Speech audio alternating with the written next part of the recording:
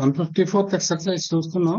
శ్వః ప్రాతః త్వం కదా ఉత్థాస్యసి. అంతే. ఇప్పుడు ఇందులో త్వం అనేది కదా సబ్జెక్టు. త్వం ఉండగానే మధ్యమ పురుష ఏకవచనం అనిపిస్తుందిగా, ఉత్థాస్యసి. పరశ్వః ఏతాః బాలికాః దిల్లీం న గమిష్యంతి. కరెక్ట్. గ్రీష్మకాలే ఆమ్రాః ఫలిష్యంతి. కరెక్ట్. అంటే ఇక్కడ ఆమ్రాహని బట్టి అది వస్తుంది కదా అంకుల్. అంతే కదా మరి. ఆమ్రాహ అంటే మామిడి పండ్లు ప్లూరల్, అందుకని ఫలిష్యంతి. వసంతే పురాతనాని పత్రాణి పతిష్యంతి. అంతే. ఎందుకంటే పత్రాన్ని, పత్రం, పత్రే, పత్రాన్ని, మళ్ళీ ఇక్కడ కూడా అదే అన్నమాట. వసంతే నూతనాని పత్రాణి ఆగమిష్యంతి. వసంతే కోకిలాః పూజిష్యంతి. వసంతే మయూరాః నర్తిష్యంతి. జనాః గీతం గాస్యంతి. అంతే. ఇక్కడ జనాః బాలకాః. ఇక్కడ జనాః సబ్జెక్టు. వీటన్నింటిలోనూ సబ్జెక్టు వెనకాల ఉంది. మయూరాః, కోకిలాః ఇవి సబ్జెక్టులు అట్లా. బాలకాః ఖాదిష్యంతి. భక్తాః కథాం శ్రోష్యంతి. యూయం ప్రశ్నాన్ పృచ్ఛత యువాం ఫలాని భక్షిష్యతః. కరెక్ట్. త్వం నేయదీపం నేష్యసి. కరెక్ట్. యూయం శ్లోకం వదిష్యథ. కరెక్ట్. యువాం కోలాహలం కరిష్యథః. నెంబర్ 15th వయం ఉత్తరాణి లేఖిష్యామః. లేఖిష్యామః వస్తుంది. కరెక్ట్. ఇది చూడండి. కోష్ఠే ప్రదత్తస్య క్రియాపదస్య భవిష్యకాలికం రూపం లిఖిత్వా కథాం పఠంతు. కోష్ఠే ప్రదత్తస్య క్రియాపదస్య, కోష్ఠ అంటే బ్రాకెట్స్ లో, ఇన్ బ్రాకెట్స్ ఇక్కడ క్రియాపదాలు ఇచ్చాడు. భవతి, ఇక్కడ భవతి, క్రీణామి, ఇలాంటివి ఉన్నాయి కదా. ఈ క్రియాపదాలని ఇందులో బ్రాకెట్స్ వచ్చిన క్రియాపదాలని భవిష్యకాలిక రూపం లిఖిత్వా, వాటి భవిష్యకాల రూపాన్ని వ్రాస్తూ కథాం పఠంతు, కథను చదవండి. కస్మింశ్చిత్ నగరే కశ్చన్ దరిద్రః.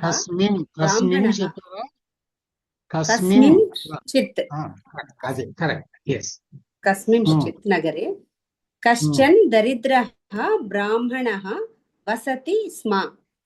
అర్థమైందా మీనింగ్? ఒక నగరంలో ఒక బ్రాహ్మణుడు ఉండేవాడు, దరిద్రుడైన బ్రాహ్మణుడు ఉండేవాడు. కరెక్ట్. ఈ కస్మింశ్చిత్ అనేది ఉందే, దీన్ని ఎలా ఒకానొక నగరంలో ఒకానొక నగరంలో అనుకున్నాను. అంటే ఈ మాట ఏమిటి? ఈ మాటను విడదీయండి. కస్మిన్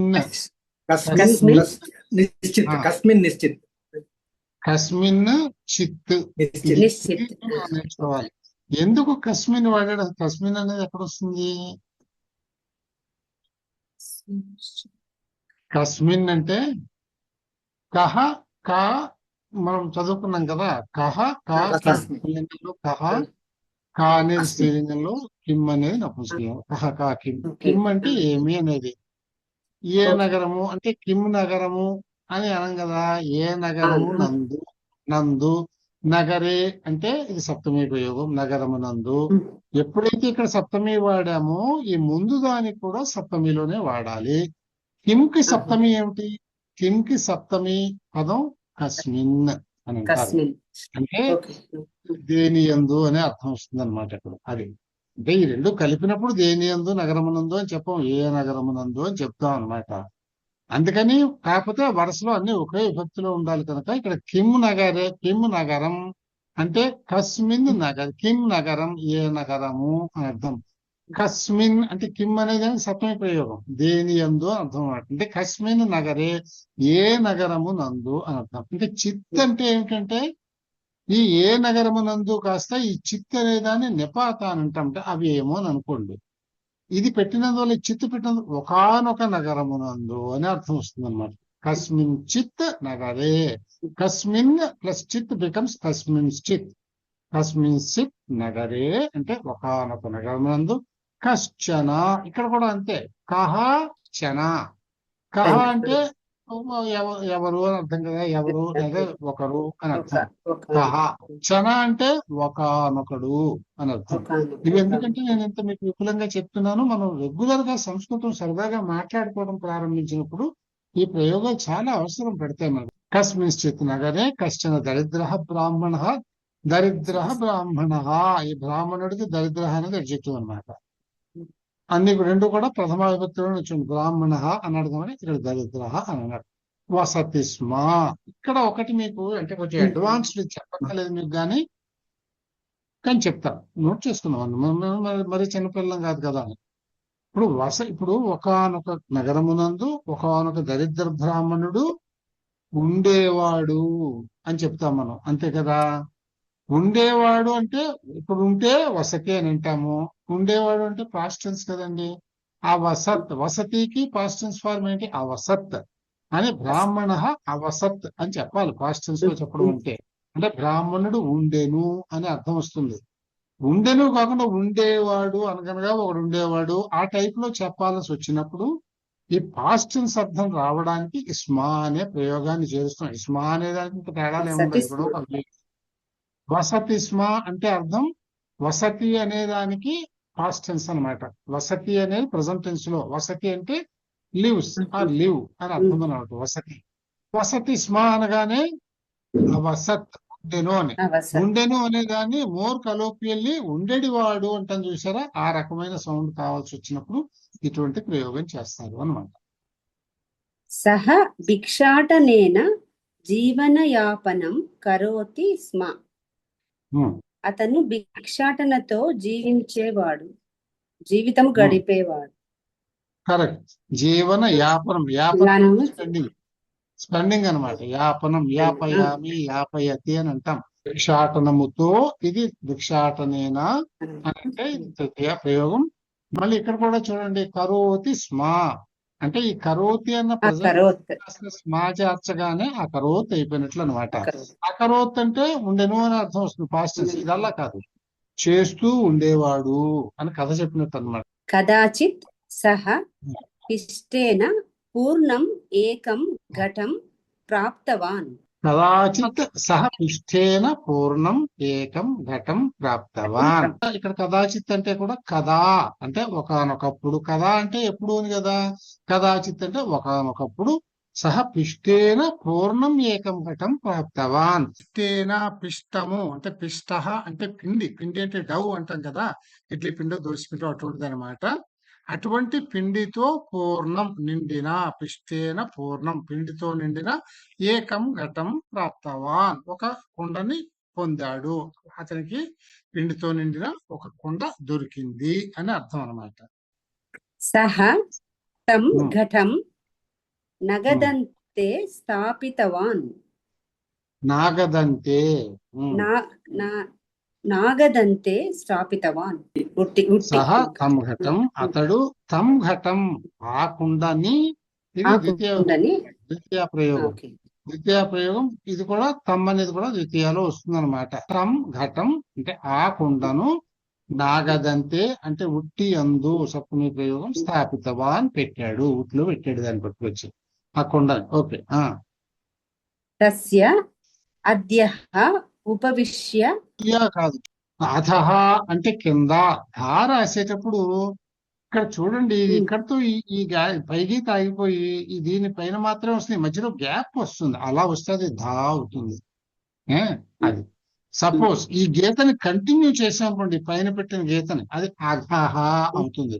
అఘము అంటే పాపం మామకి కూడా ఉంది, అఘహ అవుతుంది. ఈ పైన కలిపి చదివితే అది ఘా అవుతుంది, ఇలా విడదీస్తే ధా అవుతుంది. ఇప్పుడు ఇది పైన కలిపి ఇలా రాయకుండా ఈ దా సగం రాసి కింద యా కలిపినట్టుగా రాస్తే, అంటే ఇప్పుడు ఈ రాసిన దాని మీద పైన చిన్న కొమ్ము ఉంటే అది అద్యః అద్యా అవుతుంది అన్నమాట. సో అద్య అధః అఘః ఈ అక్షరాన్ని బాగా మీరు గుర్తుపెట్టుకోవాలి. ఉపవిశ్య ఘటమేవ పశ్యతి స్మ. తస్య అధః దాని కింద ఉపవిశ్య కూర్చుని కూర్చుని ఆవా అంటే కుండనే అని అర్థం. కుండనే పశ్యతి స్మ చూస్తూ ఉన్నాడు. Past tense form. Okay right. ఏకదా రాత్రౌ సహ చింతితవాన్ యది దేశే దుర్భిక్షః భవిష్యతి కరెక్ట్. తర్హి ఏతస్య శతరూప్యకాణి మూల్యం భవిష్యతి. ఇక్కడ మీకు ఒక ప్రయోగం చూడండి. యది అని ఇక్కడ మొదలు పెట్టాడు, తర్హి అని ఉంది. ఈ యది తర్హి మనం ఇంగ్లీషులో as soon as, no sooner than అని చెప్తూ ఉంటామే. No sooner did he come than he fell down అంటాం కదా. నో సూనర్ షుడ్ దాన్ అనేది అట్లాగే ఇక్కడ కూడా ఈ సంస్కృతంలో యది తర్హి అనేది ఒక పేరు. ఎప్పుడైతే యది వాడారో మీరు ఇక్కడ తర్హి పెట్టాలి అన్నమాట. అవి కలిపి వస్తాయి.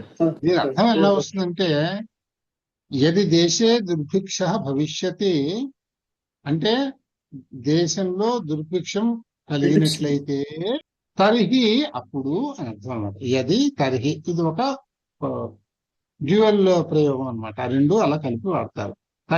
ఏతస్య శతరూప్యకాణి మూల్యం భవిష్యతి అంటే ఒకవేళ ఆ కరువు గాని వచ్చేటట్లయితే ఈ కుండ ఖరీదు 100 రూపాయలు ఉంటుంది అని భవిష్యతి. తదా అహం ఏతస్య విక్రయణం కృత్వా తేన ధనేన అజద్వయం క్రేష్యామి. అప్పుడు నేను ఈ కుండను విక్రయించి అంటే అప్పుడు మీరు క్యాజువల్ గా చెప్పేసారు, కరెక్ట్ గానే వచ్చేస్తుంది, బాగా తెలిసిపోతున్నారు. కానీ మీరు మాటలను కూడా గుర్తుపెట్టుకోవాలిగా. ఎప్పుడైనా మీరు అప్పుడు అంటే తదా అనే ప్రయోగం చేయగలగాలి. అప్పుడు అహం అప్పుడు నేను ఈ కుండలను విక్రయించి ఆ 2 మేకలను అజద్వయం ఆ ధనంతో 2 మేకలను కొంటాను. కాలాంతరే తేన అజసమూహః ఏవ భవిష్యతి. తర్వాత కాలంలో ఇది ఒక మేకల గుంపు తయారవుతుంది. అనంతరం అజసమూహస్య విక్రయణం కృత్వా మహిషీః తాః మహిషీః అక్కడ కాపండి అనంతరం అజాసమూహస్య విక్రయణం కృత్వా మహిషి అంటే చెప్పండి, అర్థం చెప్పండి. తర్వాత ఈ మేకల గుంపును విక్రయించి దానితో మహిషి అంటే ఒక ఎద్దు గేదెలను తాహ విక్రీయ నమ్మేసి గుర్రాలు అశ్వాంచ క్రేష్యామి అశ్వాంచ క్రేష్యామి అశ్వాల్ని కూడా కొనేస్తాను. తాన్ అపి విక్రీయ యథేష్టం ధనం సంపాదయిష్యామి. తానపి అంటే వాటిని కూడా అంటే గుర్రాలను కూడా అర్థం అనమాట. వాటిని కూడా విక్రయించి అమ్మి యథేష్టం ధనం సంపాదయిష్యామి. ఇష్టం వచ్చినట్లుగా యథేష్టం నా ఇష్ట ప్రకారం ధనం సంపాదయిష్యామి ధనాన్ని సంపాదిస్తాను.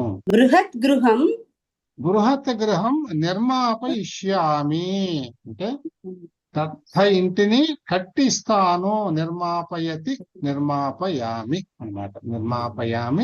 నిర్మాపయిష్యామి అంటే కట్టించదను, కట్టిస్తాను.